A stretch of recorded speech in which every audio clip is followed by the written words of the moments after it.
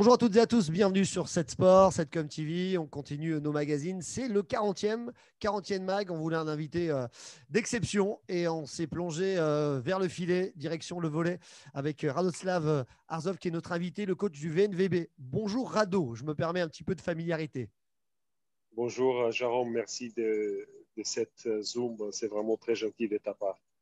Eh ben, on est ravis de parler de sport avec toi, de parler de volley, une passion aussi qui nous anime et qu'on suit bien sûr sur le terrain de Vendôme qu'on partage très souvent et on se croise. Hein. Le volley et le handball se croisent beaucoup, ce sont des amis, donc on est ravis de faire une petite mise en avant. On avait déjà eu le plaisir d'accueillir Lisa parmi tes joueuses pour le début de ces magazines, donc merci à toi de te rendre également disponible. C'est cool. Merci, toi aussi. Et puis je ferai un petit clin d'œil avant de démarrer à ton président, Patrick Venturini, qui nous permet également de t'accueillir. Alors je vais juste te refaire un petit historique sur déjà toi, puisque tu es notre invité. Qui es-tu donc, tu es ancien international bulgare, tu as joué en Turquie, en Grèce, en Russie, en Hongrie, en Allemagne, et tu es venu ensuite jouer en France. Je ne me trompe pas jusque-là, c'est bon? Tu as oublié Israël aussi. J'ai une expérience comme joueur à Israël aussi. Alors, excuse-moi, on va appeler Wikipédia, parce que ce n'était pas marqué dedans. C'est ça. Donc, Mais c'est pas grave. je leur mettrai un petit mot. Donc, tu comptes Ouais. 150 sélections en équipe nationale de Bulgarie. Tu es entraîneur pro depuis une quinzaine d'années. National 2 d'abord, puis dans l'élite, hein, la Ligue A féminine de volley. 5e saison en tant qu'entraîneur de l'équipe professionnelle du VNVB. Voilà. Beau parcours. Je ne me suis pas trompé jusque-là. Oui, si on doit être encore plus précis, j'étais déjà 3 fois entraîneur adjoint de différentes sélections en Bulgarie, D'accord. senior et junior, avec des participations des championnats du monde, championnats d'Europe et Ligue mondiale. D'accord, bah c'est plutôt une bonne précision, intéressant. Encore une fois, ce n'est pas marqué sur les petites bios que j'ai cherchées, donc c'est bien de le préciser. Tu as commencé d'abord à entraîner les garçons avant de venir sur des équipes féminines ou c'est l'inverse? Euh, Ma carrière d'entraîneur, elle a commencé un peu par hasard parce que j'étais encore joueur et un jour, Ouais, j'ai eu cette possibilité d'entraîner à un bas niveau. J'ai commencé à entraîner, il a bonne époque, une équipe des pré-nationales. Et d'accord. c'est surtout mon épouse qui m'a lancé, qui m'a dit, écoute, joueur pro depuis longtemps, essaye de te lancer, voir qu'est-ce que ça va donner un an. Je me suis lancé chez les garçons. Ça m'a bien plu. On avait des résultats très, très vite. On a monté en National 3 et j'ai bien compris que ce sera La suite de ta la carrière. suite pour ma carrière. Ouais. C'est une bonne chose. Alors, pour faire la transition avec justement la carrière d'aujourd'hui que tu mènes, comment te sens-tu? Comment se passe cette reprise? J'imagine que ça fait du bien de reprendre l'entraînement, de retrouver ton équipe et de repartir de l'avant, même si on vit quand même une période assez compliquée pour le monde du sport et les sportifs en général, même si on a le droit de Oui, pratiquer. c'est vrai qu'on est dans une période très très compliquée pour tout le monde. Mais nous, le sport pro et notamment notre équipe de VNVB, il a eu vraiment cette chance de pouvoir continuer à s'entraîner tout le temps. On est vraiment ravis de pouvoir exercer, d'être tous les jours au gymnase, d'exercer notre métier. Et c'est vraiment quelque chose qui ça nous tient encore notre esprit parce que on ne pouvait même pas s'imaginer de passer en saison blanche sans exercer notre sport. Après, ce qui est quand même dur encore à avaler et à accepter, c'est qu'on joue à huis clos. Mais je pense que là, on va aborder ces sujets-là plus tard. Le reprise, ça se passe très, très bien. Les joueurs, ils ont été 10 jours au repos mérités parce qu'on a eu 16 matchs sur la première phase, avec un dernier mois super chargé, championnat et Coupe d'Europe compris. Et là, on est vraiment content de se retrouver avec un bon esprit, plein d'énergie. Après Noël, on a repris notre reprise, c'était à partir des 12 janvier, avec 12 entraînements par jour planifiés pour les premières 12 semaines des mois de janvier pour qu'on retrouve surtout le niveau qu'on a acquis avant le trêve parce qu'on s'est aperçu on a retrouvé un niveau trop élevé qui on a cherché depuis longtemps et là on va tout faire pour qu'on retrouve le même niveau. Donc le reprise ça se passe plutôt bien. tout le monde est là, pas d'absence, pas de blessures et tout le monde est au taquet, motivé pour travailler. Très bien, ça c'est une belle reprise et quelques bons mots de motivation, mais je pense que comme tu le disais, vous êtes aussi heureux et heureuse pour les filles de pouvoir pratiquer votre sport, de pouvoir quand même, entre guillemets, travailler. Normalement, c'est un privilège en ce moment quand même, pour certains qui n'ont pas le droit d'aller dans les salles de sport. Oui, c'est un vrai privilège, je trouve, et je répète chaque jour aux filles que malgré la situation, il faut qu'on cherche et continue à chercher cette motivation à travailler et surtout à performer malgré la situation, parce qu'il ne faut pas oublier que la situation est très particulière et qu'il y a les gens qui ont perdu leur boulot et que nous, on continue à travailler, c'est faire plaisir, surtout dans la salle, là où est-ce qu'on exerce notre métier. Très bien, tout à fait. Alors, on va faire un peu le point sur cette première partie de saison qui a emmené sur également un quart de finale historique en Europa Cup. On va y revenir, mais j'aimerais que tu fasses un peu le point. On parlait en off du projet que tu mènes déjà depuis 5 ans au VNVB. Le point sur cette première partie de saison. Vous êtes actuellement 8e sur 15 équipes. Tu peux revenir un petit peu là-dessus? Oui, je pense que nous, on avait fixé les objectifs au moins à essayer à répéter le performance et le résultat de l'année dernière, ce qui était l'objectif principal pour cette année. Tu peux nous le rappeler, Je l'objectif pense, qui avait été atteint?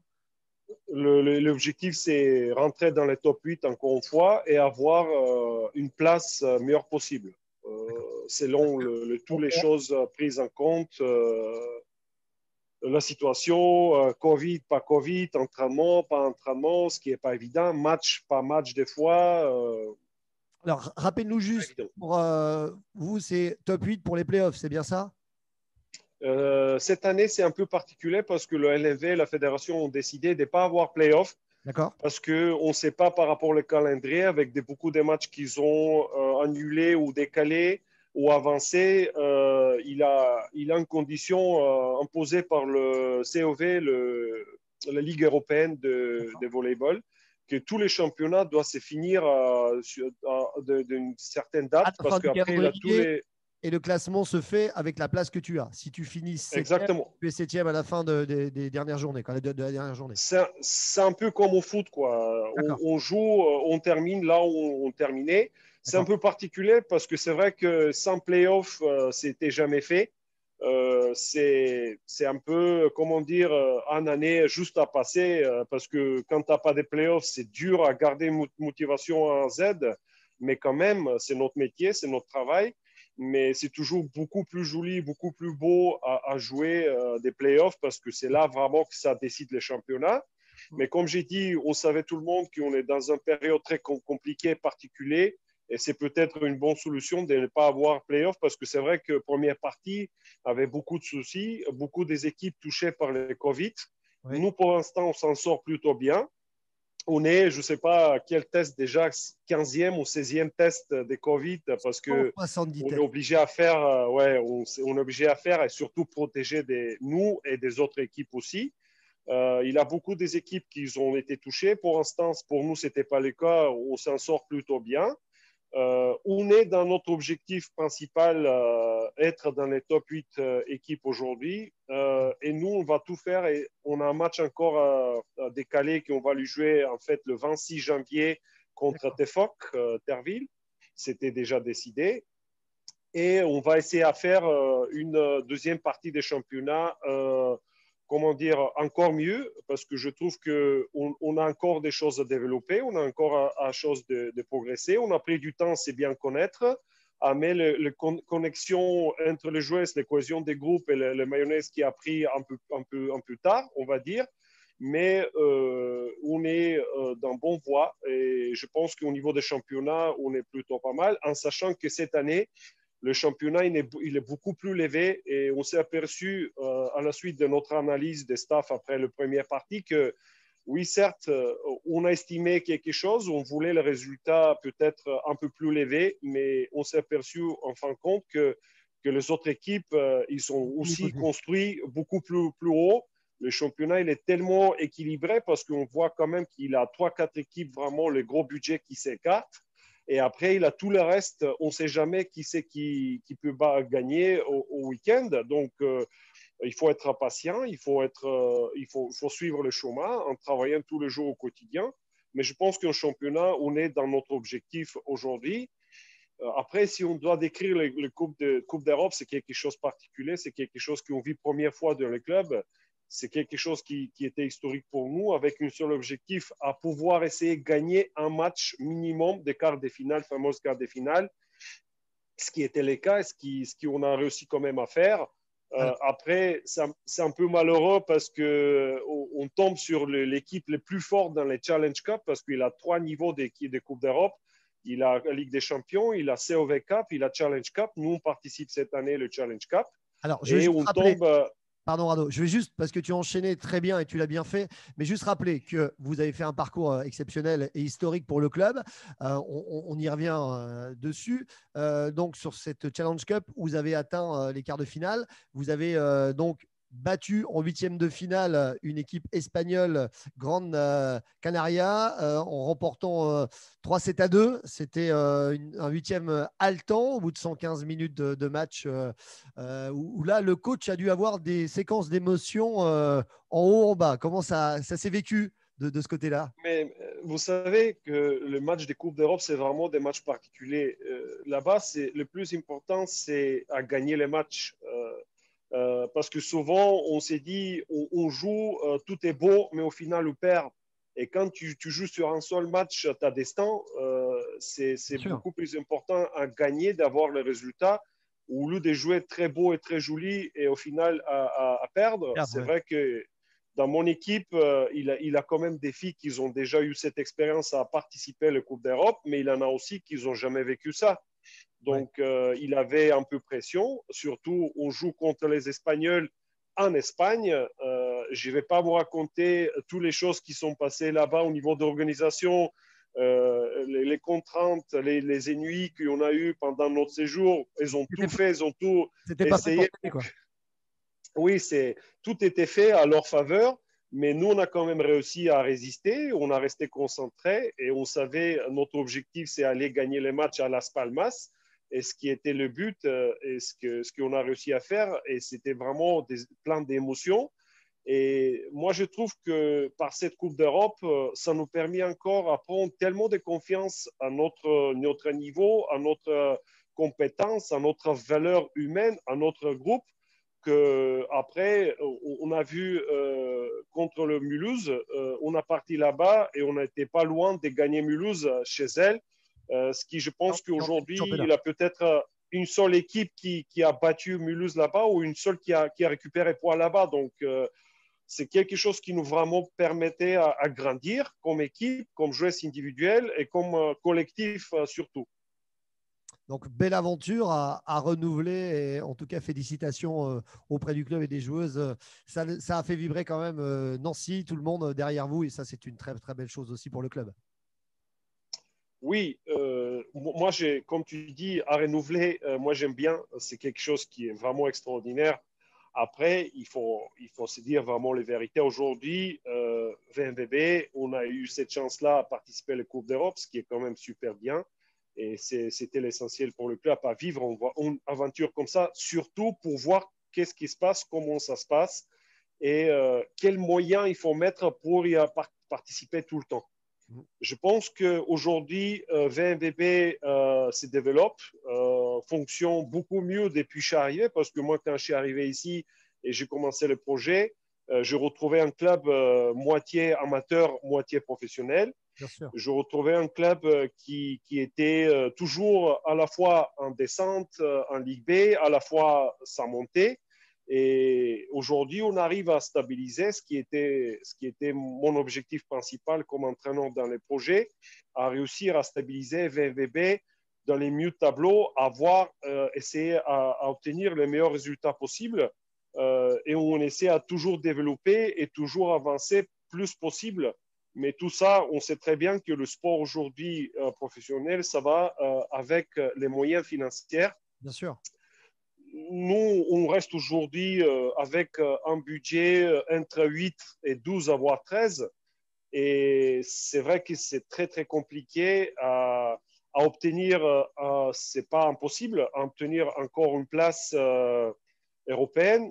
Tout le monde veut absolument qu'on arrive à obtenir une place européenne. On va tout faire pour le faire, la deuxième partie du championnat.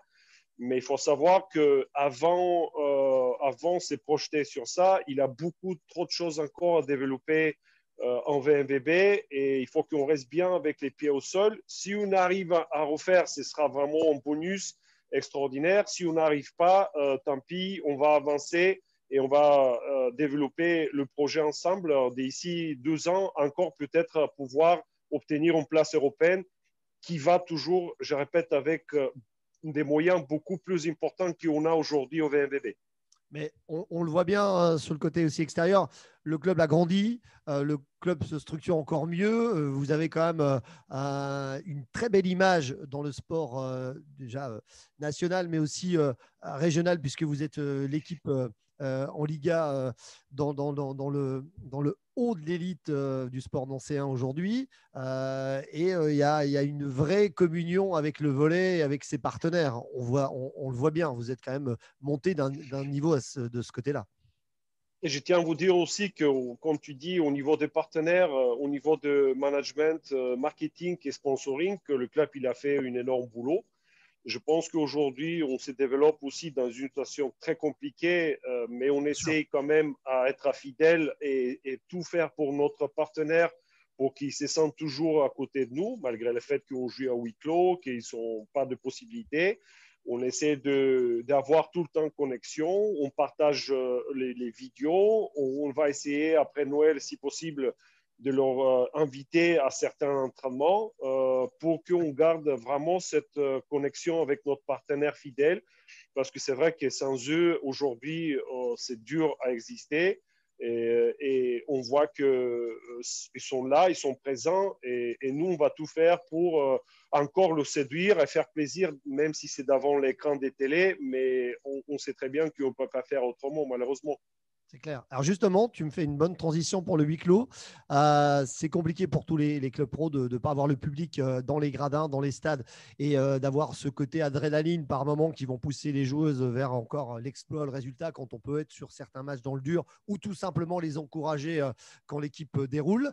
Comment tu vis ça et comment les joueuses vivent ça, ce huis clos?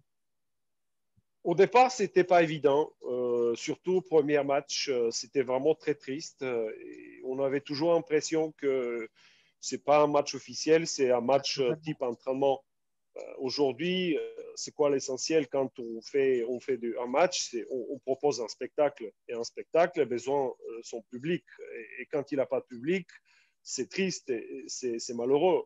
Mais si on doit prendre toutes les mesures aujourd'hui, c'est vrai que oui, nous, certes, il faut qu'on continue à exercer, qu'on avance dans les championnats parce que c'est ça l'essentiel, mais en même temps, il faut qu'on essaie à protéger tout le monde et pas provoquer les cas des Covid. Aujourd'hui, je tiens toujours à dire à mes joueuses, il faut qu'on laisse quand même un peu à côté toute cette situation-là parce qu'on est quand même c'est notre métier, c'est des joueuses professionnelles. Il faut abandonner cette pensée de ne pas avoir public parce que c'est comme ça pour tout le monde, c'est pas que pour nous. Et il faut qu'on est vraiment content que déjà on peut s'entraîner, on peut exercer, et deux, qu'on peut jouer les matchs, malgré le fait que c'est huis clos.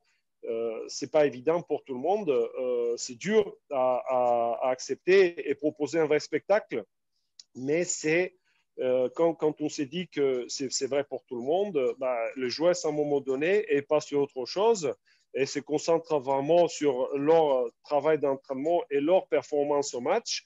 Et on avance au huis clos en espérant que déjà, il a des matchs qui sont diffusés par le LNV-TV chez nous. Je sais que le club, il est en train de faire comme ils ont fait avec l'équipe de hand, s'engager avec un télé pour pouvoir encore améliorer la présentation des matchs. Et je pense que ce sera le cas pour le prochain match contre Paris, Saint-Cloud. Donc, on essaye tout pour qu'on donne ce spectacle, malgré les tout, à nos partenaires, à nos supporters et à nos bénévoles qui sont aussi là, qui nous suivent et qui nous donnent un coup de main. Mais c'est vrai que c'est compliqué. C'est compliqué à vivre. C'est sûr que le sport spectacle, comme on le vit aujourd'hui dans le milieu professionnel, sans son public, c'est très compliqué. Et c'est vrai qu'on voit bien avec ce qui se passe en ce moment qu'on ne va pas retrouver le public tout de suite, mais qu'on espère peut-être que début février, sur les prochains matchs, ces prochaines rencontres, enfin le public puisse revenir dans la salle et venir vous encourager. En tout cas, c'est ce qu'on souhaite dans tous les stades et les salles de sport. Malheureusement, on n'a aucune certitude là-dessus. On préfère vraiment se concentrer sur les choses essentielles. Si les choses s'améliorent je compte toujours, et je suis sûr qu'avec la nouvelle vaccination qui va être mise en place, je pense que les sportifs vont être touchés au plus vite possible, aussi vaccinés. Ça va être déjà possible d'éviter le cas de contamination et que les gens ils vont commencer à se vacciner parce que je crois aux docteurs, je crois à la médecine, je crois au vaccin aujourd'hui. Je pense que c'est quelque chose qui va être mis en place le plus vite possible. Et après que les choses vont se dérouler correctement, peut-être pas forcément pour cette saison, mais pourquoi pas pour la saison prochaine, que tout le monde sera déjà au gymnase et être tranquille et content de retrouver ces spectacles proposés par tous les sports. Eh bien, on espère peut-être un peu plus tôt, mais on va s'adapter comme tu le dis. Pour revenir à toi et à ta carrière, est-ce que tu pourrais nous donner deux souvenirs en tant que joueur, en tant que coach, deux de tes meilleurs souvenirs? Si on a trois, on les prendra, hein, mais deux, c'est pas mal déjà.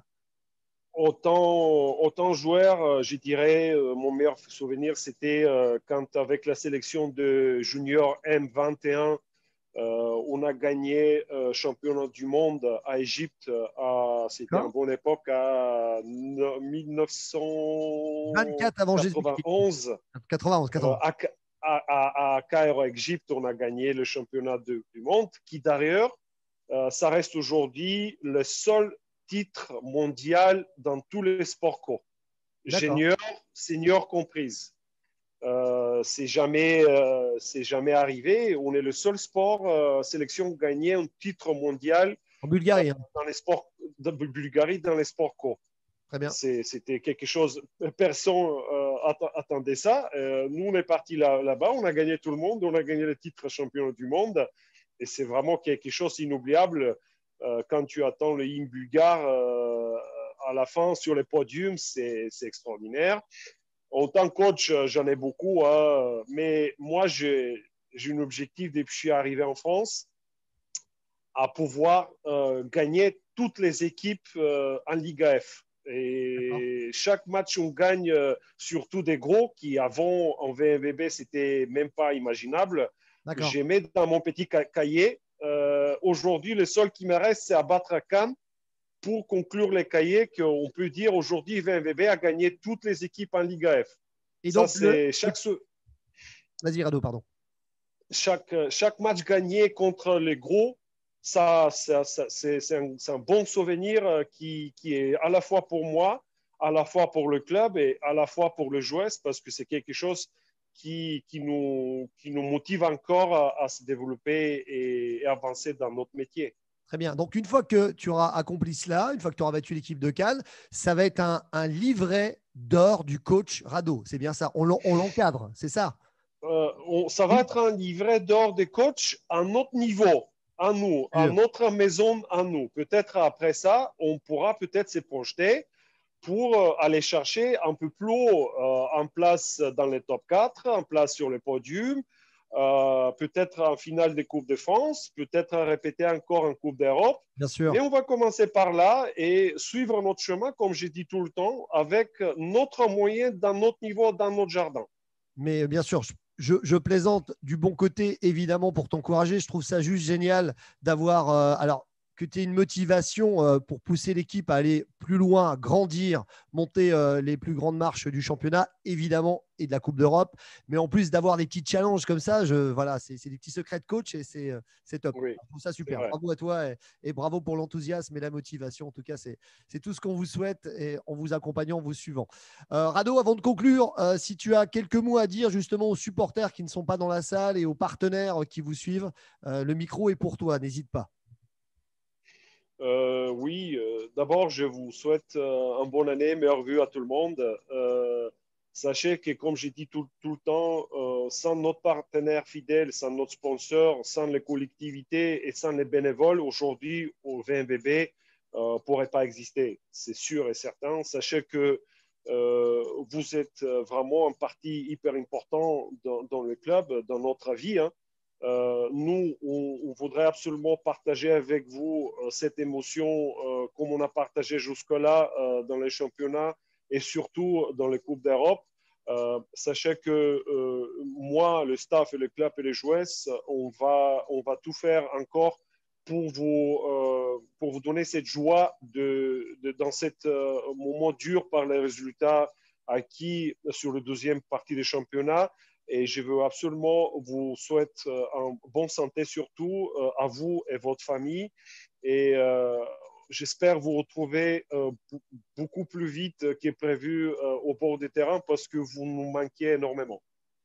Eh ben, écoute, je crois que c'est un beau message. Merci à toi de l'avoir donné à tes partenaires et aux sponsors du club. Je voudrais juste faire un petit clin d'œil et remercier encore une fois Patrick Venturini, ton président, qui nous a permis également de te recevoir dans notre émission avec toute modestie. En tout cas, merci à lui. On a également de très bons échanges avec Patrick. Donc, ça fait bien plaisir que le sport nancéen s'entende bien, se suive, accompagne nos petits projets et que ça soit suivi. Merci encore à lui. Mon cher Rado, moi, je te remercie personnellement également d'avoir pris du temps et de me répondre et d'avoir joué le jeu. C'était un bel échange et j'espère une belle interview. Un grand merci à toi. Je tiens à dire quelque chose personnellement vis-à-vis de toi et ton travail. Je trouve que toi, tu es un des meilleurs ici, en tout cas, et pas que sur la région Lorraine. J'ai toujours plaisir à travailler, échanger avec des gens professionnels, compétents, parce que je trouve qu'aujourd'hui, il n'y en a pas beaucoup. Euh, Vraiment, tu fais un boulot extraordinaire parce que je suis quand même ton parcours au sein de hand. J'ai toujours apprécié ton boulot. Et je t'encourage encore à continuer à te développer comme tu le fais d'ailleurs aussi et avoir ce niveau de professionnalisme et exigence parce que c'est important aujourd'hui d'avoir des gens comme ça. Je te remercie encore une fois de cet échange assez enrichissant. Eh ben, écoute, ça me touche beaucoup. Merci beaucoup, Rado. C'est vrai qu'on a plaisir de. On ne se voit pas beaucoup, mais quand on se croise sur le bord du terrain, c'est toujours un plaisir d'échanger, de discuter un petit peu. En tout cas, merci beaucoup et merci beaucoup. Voilà. C'était très sympa à toi. Je te souhaite une belle deuxième partie de saison et qu'on voie bien monter le VNVB en haut du classement et de bons résultats. Je vais faire aussi un petit clin d'œil à des partenaires de jeu que tu vois tout le temps qui, eux, sont au micro, à Dom, Linky et puis Eric Tararan qui sont aux manettes pour animer les matchs. Donc, c'est également des copains, donc je les salue au passage. Merci Rado, à bientôt au bord du terrain et bonne saison encore avec le VNVB. Merci et bonne journée à vous. Ciao, ciao, bye. Merci à toi. Au revoir.